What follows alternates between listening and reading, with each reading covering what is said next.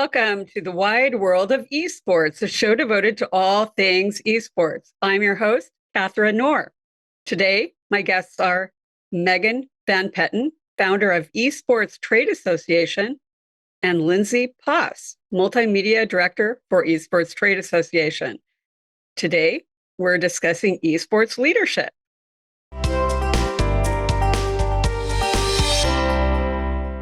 All right, welcome, ladies. Thank you for having us on the show, Katharine. Yeah, I'm so excited to be here. Thank you. All right. So let's talk about leadership. Megan, leadership, you hear that word everywhere. Is that just a buzzword or does it have like some real meaning that's important?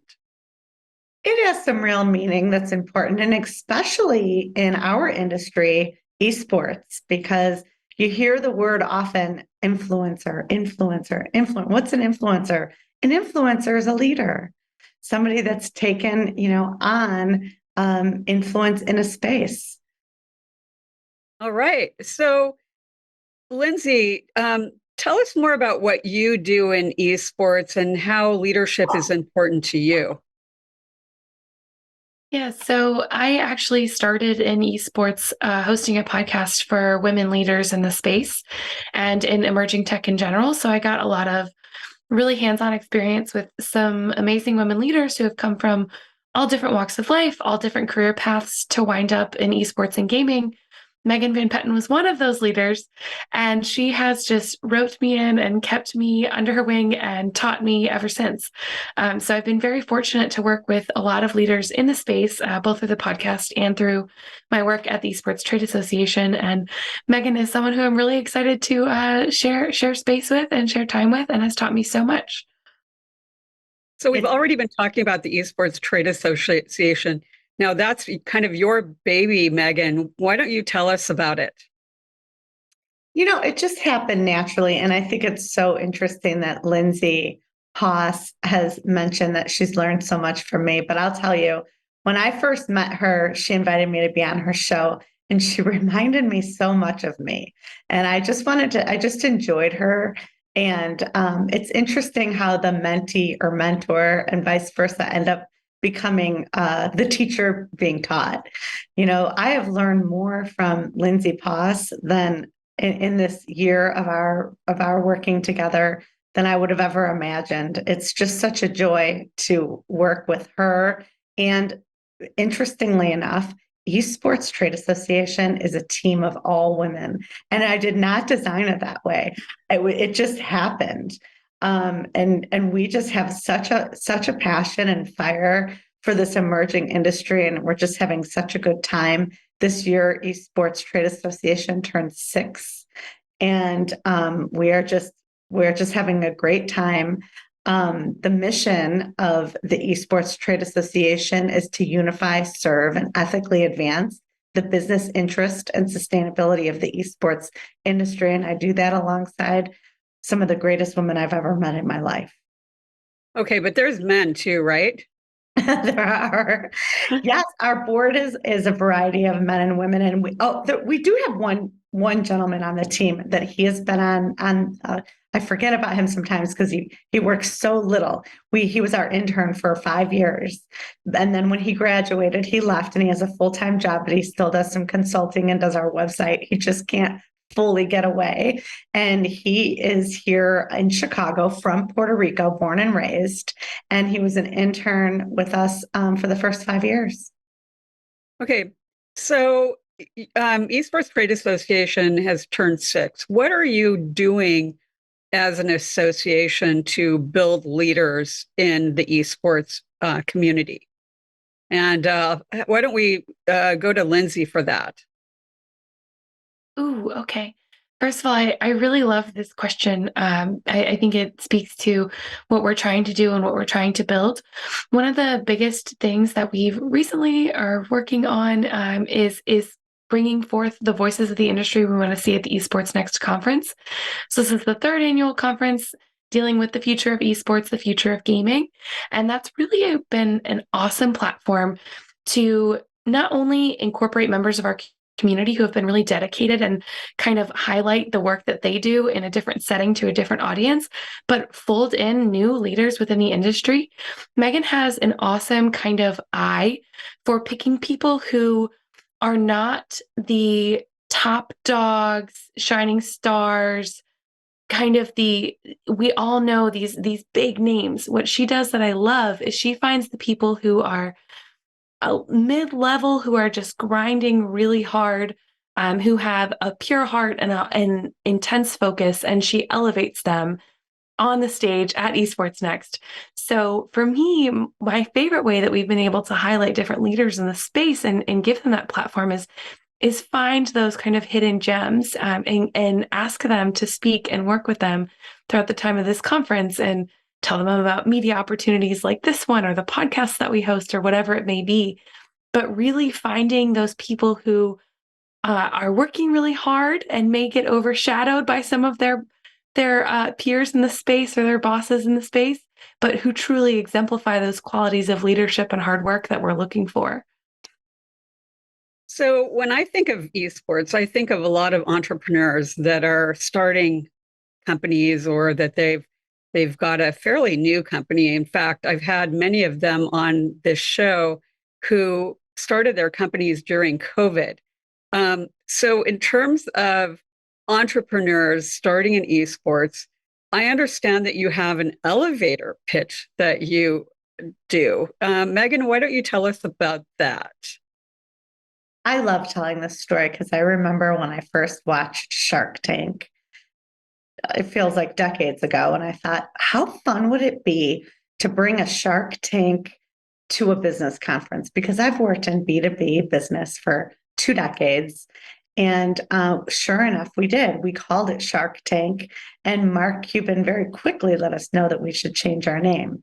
This year, for the very first time, Lindsay is our chair of Esports Next. And instead of a Shark Tank, we decided as a community to call it an open mic and to really bring some casualness and comfort to people genuinely grabbing the microphone and calling it open mic and just sharing. And I feel like that was such a great suggestion from Lindsay. We've gone really formal where we've had the classes to prepare people for the Shark Tank. And we were looking at, the possibility of having more structure, like an incubator around the program. But then I thought it was just brilliant. The committee that Lindsay formed this year thought, how about just something even more casual and just have an open mic? Just check a box. If you show and you're there, here you have it. Tell us your idea and see what comes from there. And deconstructing the whole process for the first time. So I just love that flexibility in this. I actually kind of like that better. I think it's kind of difficult when people are put on the spot where they have to memorize this presentation, and that's fairly challenging. Now, will you have people in the industry that can offer opportunities that would be in the audience, or how does that work? That is my favorite question. There are always people in the audience that are looking for opportunities in every business conference or summit that you attend. And you just never know. We had a company that came in last year and they sold their company for $15 million. And guess what? They renewed their membership this year, and I can't wait to see what they're starting again because they had so much fun. They were less than a year old. So you just never know. Always have your pitch ready and grab that mic. And we're just going to make it really easy for you this year in August. And I'm just thrilled that Lindsay Poss brought that lightness to something that's had so much structure for so many years. That actually, I think, would draw a lot of people in terms of, they do the open mic and they think, let's just see what kind of collaboration that I can have by sharing what I do. And, it's my understanding that through your, kind of coffee meetings and other meetings that you do kind of give that opportunity as well, kind of informally. Why don't you tell us about that, Lindsay? Yes. So one of the things that we really like to do is bring members together at various events just to meet and chat. In addition to the coffee connections that we host every month, we've started hosting a new member celebration. So it's a monthly opportunity for new and renewed members to actually be broadcast live on LinkedIn to anyone else who wants to tune in, but to hear from all the different businesses that we have within our community. Over time, we've realized that a lot of the value within the community that we have is in people connecting and meeting with each other and offering tips, tricks, collaborations, all that kind of stuff. So we try to foster more events where people can meet each other in a natural and organic way and build those connections and create opportunities for themselves. So, like you mentioned, Coffee Connections is very casual, very fun. We added in the new member celebration to be kind of a similar sort of feeling. Again, it's organized so that people know what they're showing up for, but it's not so buttoned up that everyone needs to prepare or be nervous for it. It's really and truly just a celebration of who we have in our community. And we are looking to do just more and more events like that in person and virtually. I think it's kind of interesting, in using LinkedIn for communicating. And I find it to be an excellent business tool. And, you do a lot of LinkedIn Live. And I know I'm on the education committee. I know we do a lot of presentations on LinkedIn Live every month. So, Megan, tell us about how you use LinkedIn to promote the organization, to communicate, and to provide that message that ESTA would like to give to its members and to people that are in the industry. Katharine, you are the best host, and I love that question. So here's why. 20 years ago, my coach at that time was a professor at Butler, and her name is, Jane George, I'll say. Jane George Sturgis, I guess I can't say because she published a book called It's All in the Connection. And she called me one day and she said, how many people do you have in your LinkedIn connecting? How many people are you connected with? And I remember it was in the 500s. And she said, now, how many of those people have you sent a note to and thanked them for connecting? And I said, I'll have to look. This is literally like when LinkedIn was born. It felt like around maybe 2007 or in that area. I'm not really sure exactly. Very, very long time ago. So I reached out to every one of those people back then. And from that time, I realized there was a value in this connection. It wasn't just a number. That's not what she was saying at all. But each year she would call me and be like, so how's your connections going? How's your networking? And she wanted it purposeful. And she taught me then a lot about servant leadership. Really, when you're in service, there's nothing to be nervous about. And I never forgot that. Just a great coach, because she was there to make sure I wasn't blind citing something. It was not just a connection. So here we are, a decade at least and a half later. I have over 20,000 connections on LinkedIn, and very few have I not reached out to. Thank them for the connection authentically over this course of this time. So along that journey that she taught me to slow down and be really purposeful about is when I had launched the Esports Trade Association and realized it was just a perfect opportunity to invite people to the business page. And along with that, we thanked everyone, all 5,000 and plus members that would join the business page and invite them to something. And then, LinkedIn was purchased by Microsoft, and Microsoft brought a whole new element to the wonderful experience, and they offer LinkedIn Lives. And we have, a team of volunteers like yourself that so courageously lead these incredible topics. And people are just so grateful that we are truly, elevating the business space of this emerging industry. Sure. And I must say that the one that we have coming up is actually going to be about podcasts. And so I'll be talking about the wide world of esports on that one. And so that should be a really fun one. But But when we talk, I mentioned entrepreneurs and, kind of business owners. We also have to look at kind of when you're talking about leadership, and you mentioned servant leadership, which is, I think a fantastic kind of way to think about leadership. But let's talk about mentorship and that leader's position as a mentor of others. How important do you think mentorship is, Lindsay? I think mentorship is everything. So when I hosted the podcast highlighting different women in different positions in esports, I always ask people at the end what they wish they had known when they were younger. And the number one answer was get a mentor, get someone you can talk to.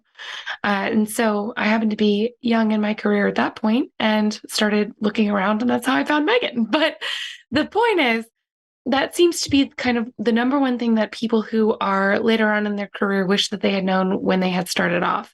And the one thing that I think is incredibly important about mentorship is that a mentor you find mentors both from the same background as you and one's from a very different background than you to teach you to fill in the gaps what you might not already know or might not already think about. So I know for example, am really, really not strong on business development. So I look for people like Megan who have had a career in building trade associations, building businesses, helping clients do that, because that's something that I'm truly very weak on.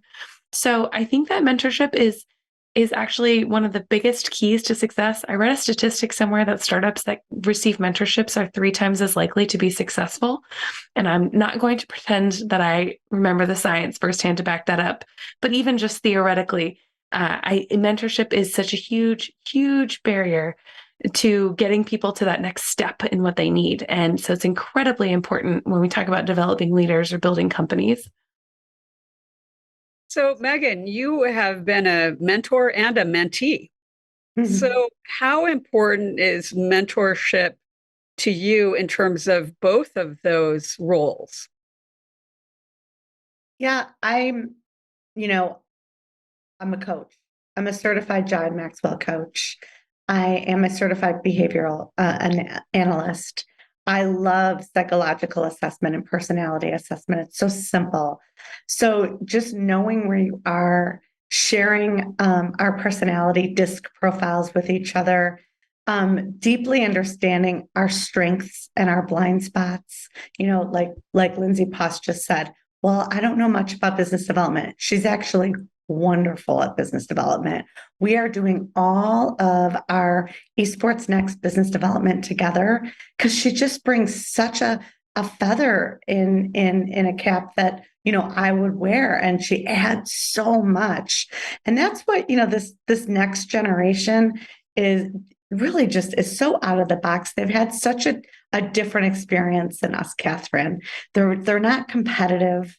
They really bring themselves forward, really light. They help us relook at things. There's really, they get that there's a seat at the table. They sit down quicker than we did or do. And, that they have less boundary than we had. I think just to be fair, we had it a little tougher. Probably. we have to let go a little bit, So, what's interesting to me is that, it's so easy, especially during the pandemic and post-pandemic, to sit at your computer and live your life, only at your computer and never actually leave your house.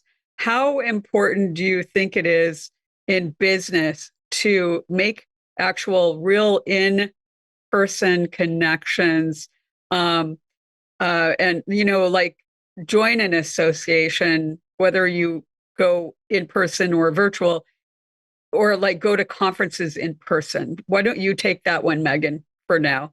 Oh my God. I mean, I'm like join an association to every student I know. It doesn't matter what association, just get involved. And I always say, even when I talk to students that are calling me about the Esports Trade Association, I say, if esports not your jam, what is? Join that association, get involved, because they are getting real life experiences, from people of a variety of ages and backgrounds.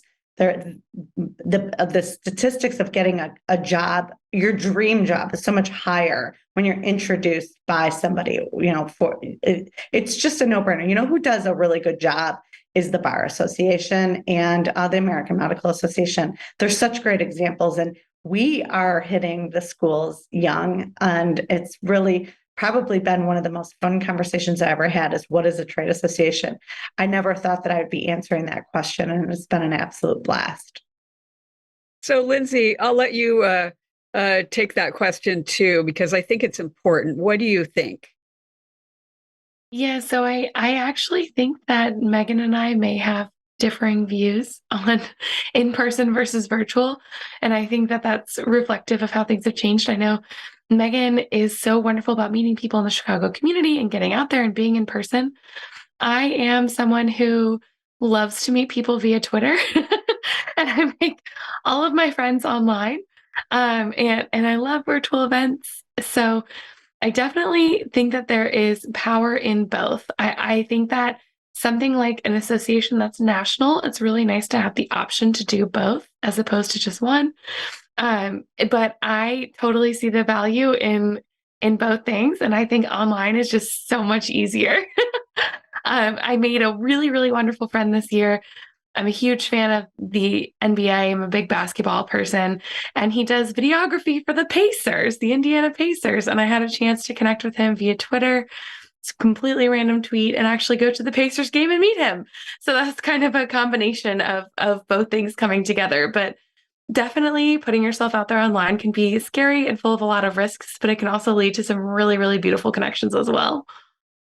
Yeah, I have to say that without Zoom, I don't think I would have met people from all over the world in the esports world. And I actually don't even think I could have the show, because that's how I have met people from all over the world. I mean, next week I have someone from Ghana. And I mean, how could I have people from, like, if I wasn't on LinkedIn, if I wasn't a member of Esports Trade Association, if I, wasn't out there virtually, how could I have those people?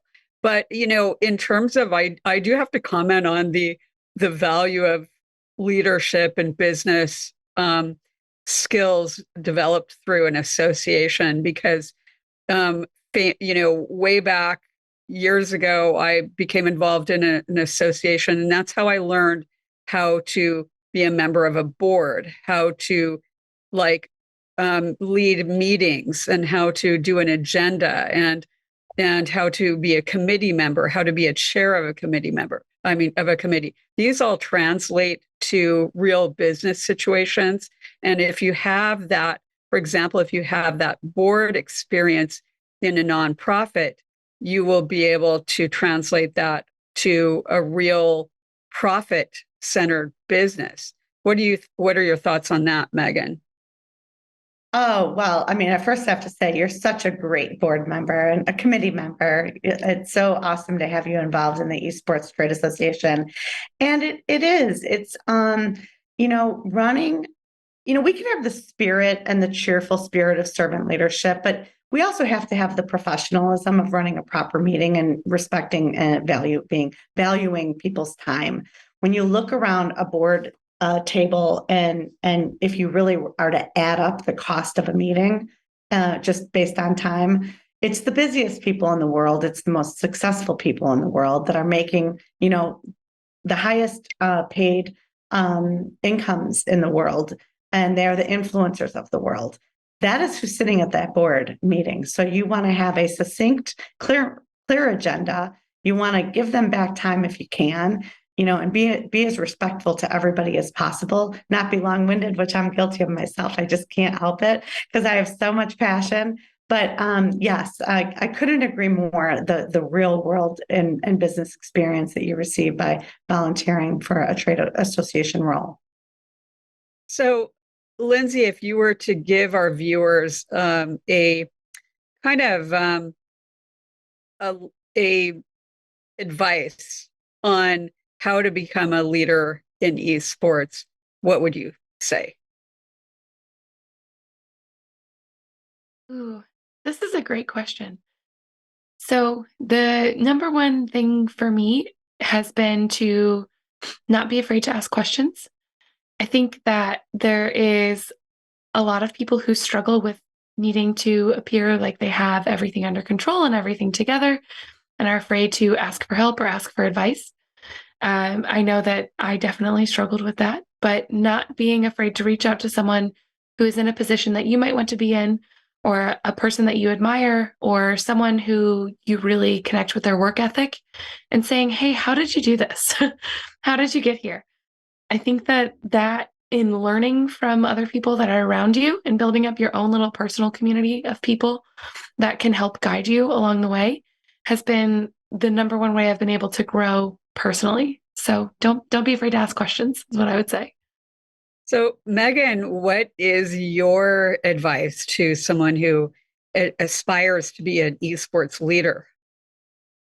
Get a coach and or get a mentor.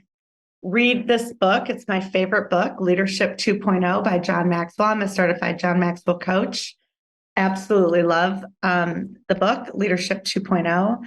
And never stop learning. Never stop learning. Be committed to, growing and evolving yourself each and every day. It's just one life we get. And Megan, if someone wants to join Esports Trade Association, how do they find you?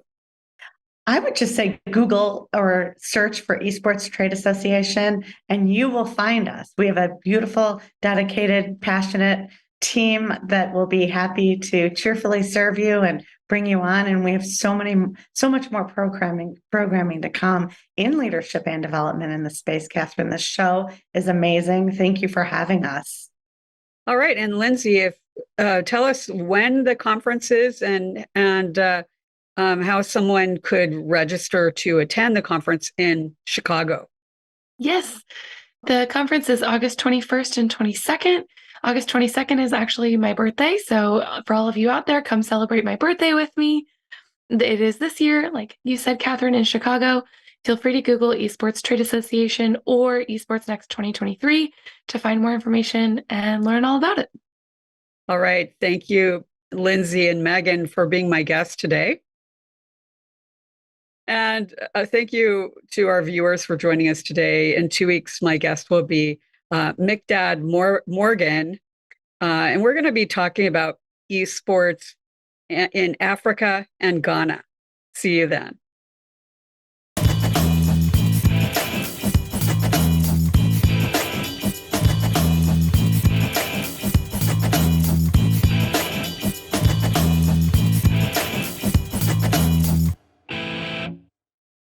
Thank you so much for watching ThinkTech Hawaii.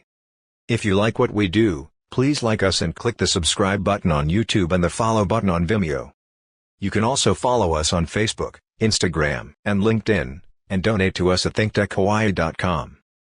Mahalo.